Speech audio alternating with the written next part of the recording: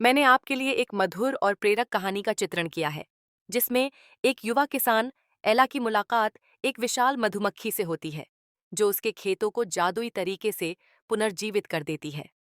एक शांत घाटी में, जहां सुनहरे खेत लहरों की तरह फैले थे, वहां एक दंतकथा हवा में गूंजती थी।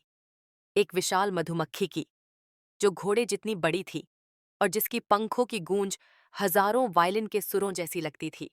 किसान इसे श्रद्धा से याद करते थे, एक भूमि रक्षक के रूप में, जो केवल उन्हीं के सामने प्रकट होती थी जो धरती की देखभाल प्रेम और निष्ठा से करते थे। एक शरद सुबह युवा किसान एला ने अपने माथे का पसीना पोंछा और अपने सूखते खेतों की ओर देखा।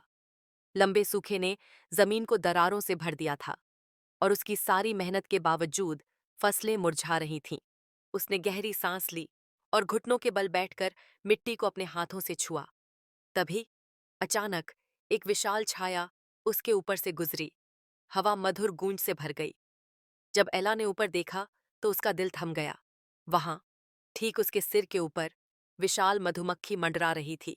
उसका सुनहरा काला शरीर सुबह की रोशनी में झिलमिला रहा था। उसके पंख, जो घोड़े की पूंछ से भी लंबे थे, धीरे धीरे हिल रहे थे और फूलों की सुगंध हवा में बिखेर रहे थे। एला भागी नहीं। उसने अपने दादा से इन कहानियों को सुना था, बल्कि उसने सिर झुकाकर मधुमक्खी का सम्मान किया। मधुमक्खी धीरे से नीचे उतरी। उसकी विशाल आंखों में पूरी घाटी का प्रतिबिंब झलक रहा था। फिर अपने विशाल शरीर से उसने शहद की एक बड़ी बूंद बाहर निकाली, जो तरबूज जितनी बड़ी थी और जिसमें 100 फूलों की सुगंध समाई थी। एला ने थोड़ा संकोच किया, फिर अपने हाथों से शहद को छुआ। जैसे ही उसकी उंगलियां उस सुनहरी बूंद से मिलीं, एक ऊष्मा उसके शरीर में फैल गई। उसे ऐसा महसूस हुआ जैसे उसने स्वयं धरती की ऊर्जा को छू लिया हो।